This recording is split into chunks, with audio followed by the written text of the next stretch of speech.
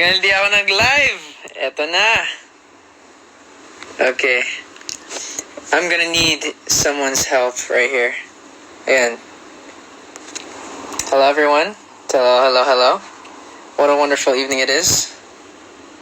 I miss you, Sir Rain. I love you, Sir Rain. Ayun, don't see. Hello, Mix PH. Love you guys. Alright, I'm looking for a very special guy. I'm trying to find him. I'm not sure if he's on the live yet. And see, what's up, Albi? What's up, Direk Alco? I miss you, Sir Rain. Okay.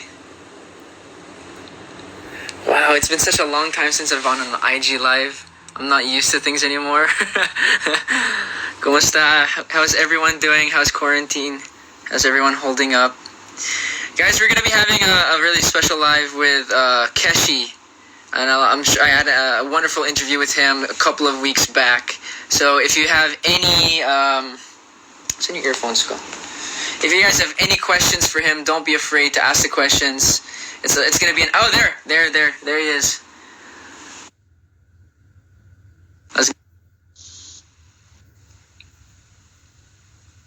Yes, Sir Rain, long time. Hey, there's Keshi. What's up, bro? How are you? Long time. Doing well, man. How long has it been since we chatted? Has it been like a month? It's been like a month, yeah. It was like a month ago. So in that month, what's changed? I mean, I still see you're at home. Back in still at home. Yeah, I mean, still chilling, but I have a grand piano now. We had a grand piano in the house, and it's amazing, and it's beautiful, and I love it. Don't get me wrong, so I still have this piano back here. It's here for, like, immediacy. Like, if I'm in the studio and I feel like I want to add it, like, it's there, so I can just turn around and I can just be there. But, what's up? How did you get the, like... Bro, I have a hard time getting food delivered. How did you get a grand piano delivered? I mean, I had to go to like a dealer and like buy the grand piano, and like they have to like schedule a delivery date for it, basically. So well, it's great to have you on the live, bro. I never expected this to happen. So thanks for coming on. Thanks for making the time. Yeah. And there's a lot of your fans who are excited to have you here as well, and as a lot of the Keshi cult are here now, and they sent a bunch of questions. Bro, I have to ask, do you know where that came from? Because I think it's been a long time, like fandom potential name where the fans were talking about it since like I think it's been honestly like a couple of years, like. Right. They've been debating like what the name should be. So it was always one of the options, but I think it was always like kind of the predominant one that was out there. Yeah, it was kind of just like around. Just to make sure, I'm not joining a cult by listening to your music. No. I okay. You're not. You're good. All right. Good to know. There's nothing shady going on, I promise. All right. I just had to make sure, bro. I had that question since because like a couple of weeks back. Because one of my favorite songs, I have to be honest, has to be Atlas. Oh, yeah? Atlas, wherever you pronounce it. Yeah. And there's actually someone who asked, what was I can't find the username, but they asked, what's the inspiration behind Atlas? Because we all know the Greek myth about Atlas holding up the sky. Is that what it's inspired on? Yeah. So tell us how that started. I'm curious. So I'm trying to remember, like, exactly which part I wrote first. Hold on, let me pull up the lyrics exactly. There's a part like drop that boulder. It's probably one of the It was when I look at these lyrics, like I'm honestly like a little impressed with myself, if I can say that. Because I think I really did. So there are sometimes where I start a song by writing the chorus. This was not one of those songs. I'm pretty sure I started this song with the very first lyric. I can't say tired of falling to my knees. I'm waiting to carry me home like you used to. The song is just about me. I remember the mindset that I was kind of in, and it's kind of the similar mindset as when I wrote Skeletons. Right. Like I didn't feel like I had made the right decision in life. So I was kind of just like fed up with everything. So that's kind of what it's about, just being kind of so beaten, I guess. Feel like nothing's working for you. That's kind of what Alice is about. You felt stuck? Yeah. Wait, this was already when you were as an artist. You weren't a nurse at this point, right? No, I was a nurse at this point when I wrote this song. Oh, okay, so... Yeah. Oh, right, Matt. So this was during that time. Yeah, exactly, yeah. So this is like kind of like my whatever, fuck it kind of song that I was dealing with, yeah. So yeah. I actually wanted to ask. I was kind of shy during the interview. I wasn't sure if you were going to ask this because you mentioned that you were a nurse, you were doing music before, and then you had a bad day, and that was the decision to just to move completely into music. Can I ask what happened that was so bad that made you make that complete jump? Yeah, so to get a little personal here, like at work, I was always very like upbeat, cheery, and I was very fast with my work. Right. And I made it a point to be like really efficient when I did things. So as I went through the course of working over the course of 2 years, I progressively became more and more like of an asshole, I think. Like more and more cranky and more just like really easily irritable. Like I could get set off like with the drop of a hat. I really had this mindset where I wanted to go to work and like do my job, not talk to anyone else. And if anybody bugged me, I would just like kind of just like get set off. And like I guess I couldn't really see the progression of that, but my managers could, right? So it was like the smallest thing. One of my coworkers had come up to me, and she was like checking some stuff off, like from a managerial sort of standpoint. Yeah. And she came over to tell me like, hey, like you're doing this wrong, basically, right? Okay. And I remember as soon as she had told me that, I was just chilling in the hallway because I was done with my work. I was trying to just be left alone. She came and told me that, and I just like kind of exploded over nothing. And then I remember feeling so like taken aback at like, wait, why did I get so upset about that? You know? And I had already started having flights to like New York and stuff, and I was like handling the Keshi stuff at the same time. And I got... Wait, at this point, did they know that you were Keshi? Or I'm sure it was like kind of floating around, but it wasn't like anything yet. It wasn't anything worth like... And like they might have known I was Keshi, but it was nothing worth like bragging about at any certain point. And then they brought me to my manager's office, and she was like, hey, like, what's going on? Like, you're not usually like this. Like, you're usually like completely laid back. Like, so what's the deal? And I remember like I like could not answer, and I just kind of like started crying. It was actually this. Wow. And I started to realize like, yeah, like that's not me, and I don't understand why I'm acting this way. So then I had to really take it back and like think about it, and I was like, in the end, whether I was doing music or not, like I don't think this job is for me. Like something about this job is making me not be me. So I made the decision in my mind at that moment, like, I think I need to leave. Like, I think that's it. And I think that was the Friday of my work week. I came in the next quote unquote Monday because like nurses work every day, right? Oh, so you had a couple of days in between to make the decision. Right. So I came back on the next Monday, and I felt so clear. I felt like the weight was just like completely gone because I had decided at that point like I'm going to be submitting my resignation later, like today. So I felt like so much better, worlds better. Of course, I like had a humongous apology to my coworker who I like snapped at, and she accepted it. She's super graciously accepted it, and she actually felt really bad though because I had turned in my resignation over that squabble, right?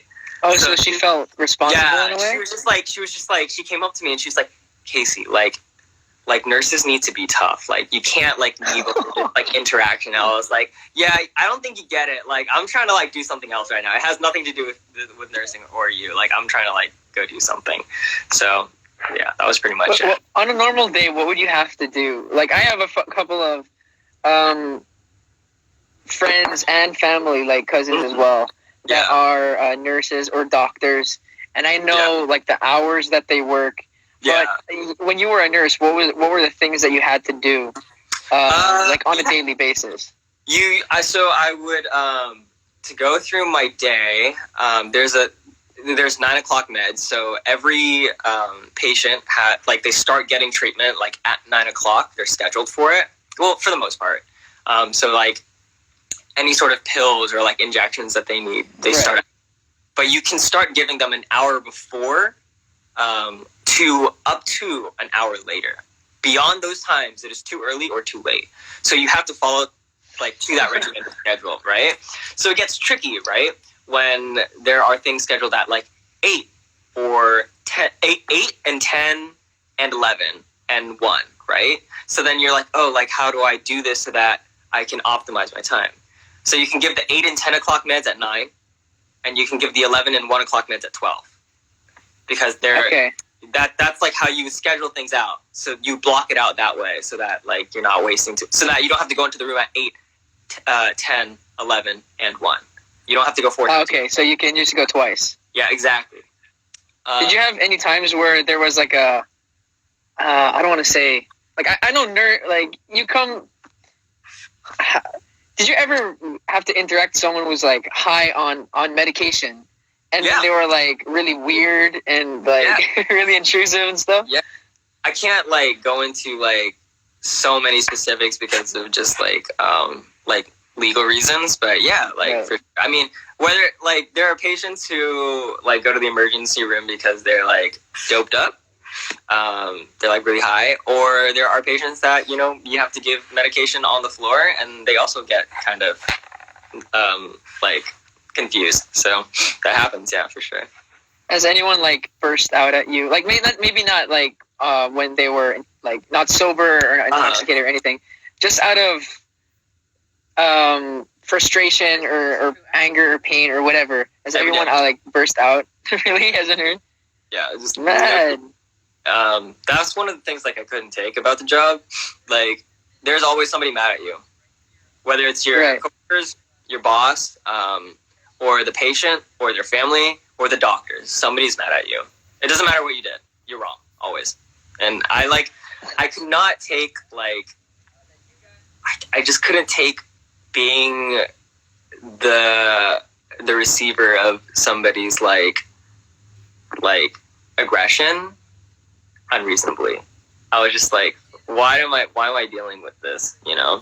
So yeah. I mean, listen, some people will say like, sorry dude, you don't have the guts it takes to be a nurse, but in my eyes I'm just like, why would you ever want to endure that? So I'm gonna leave. So I left. So I mean, I feel like even if even for you left nursing to become like a performer, which debatably puts you even in more spotlight to get like hit on and right.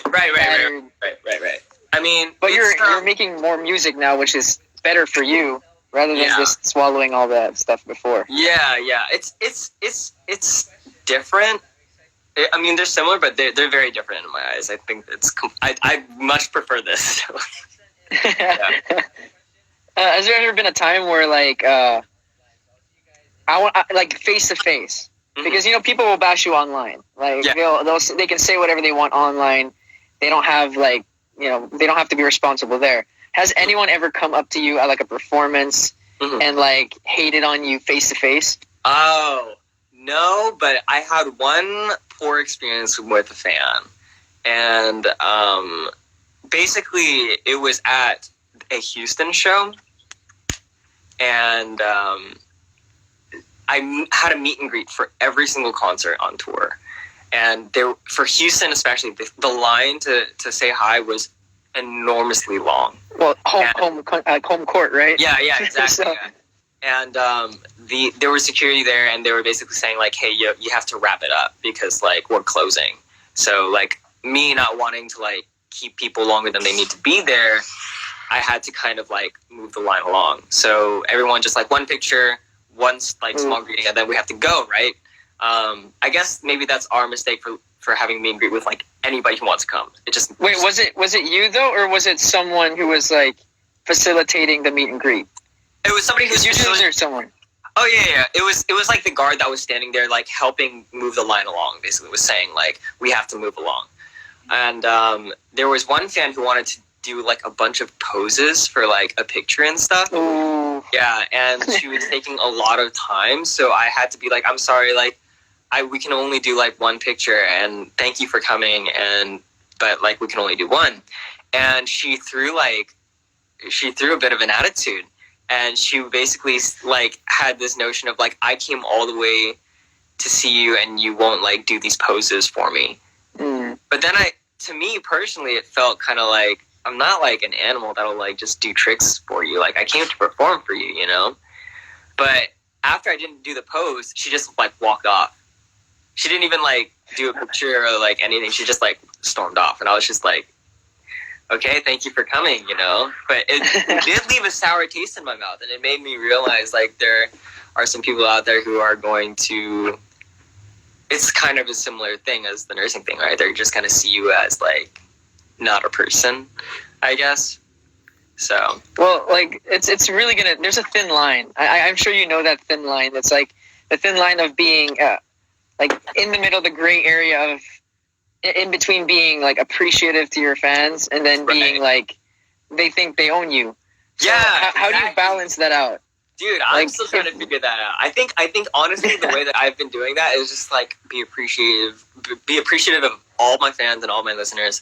And sometimes I'm going to get treated a little poorly every now and then, but I think it's inevitable. Right. With such a large sample size, right? I mean, it's inevitable. Has there? I want to know because here in the Philippines, right? I think everyone watching right now that lives in the Philippines can relate to the fact that Philippines has, like, in terms of fangirling, fanboying, or being a fan in general, different levels. Like, they will scream, they will try and hug you. It's a different type of love. Right. I've never experienced it, but I've seen, like, videos of, like, my favorite bands and, like, artists go there, and they're just like, whoa. Have you?